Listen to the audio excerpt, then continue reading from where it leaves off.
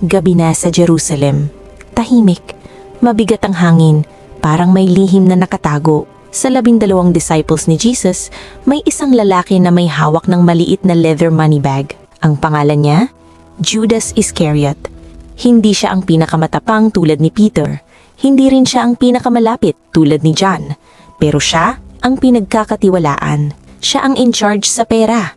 Lahat ng donations, lahat ng coins na binibigay para sa mission ni Jesus, dumadaan sa kanyang kamay. Binibilang niya, binabantayan niya, dinadala niya. At walang nagduda, dahil mukha siyang responsable, mukha siyang mapagkakatiwalaan. Pero ang pera, may sariling boses. At ang boses na iyon, bumubulong. Sa una, nakinig lang si Judas. Pagkatapos, nag-isip siya hanggang sa kumuha siya. Paunti-unti, palihim. Walang nakapansin. Pero si Jesus, alam niya. Hindi dahil chinek niya ang bag, kundi dahil kilala niya ang puso ng tao.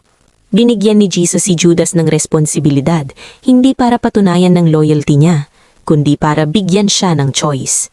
Dahil ang trust, hindi ibinibigay para patunayan kung sino ka. Ibinibigay ito para ipakita kung sino ang pipiliin mong maging. At sa gabi na ipinagpalit ni Judas si Jesus sa 30 pieces of silver, ang taong nag-iingat ng pera, siya naman ang naging bihag nito.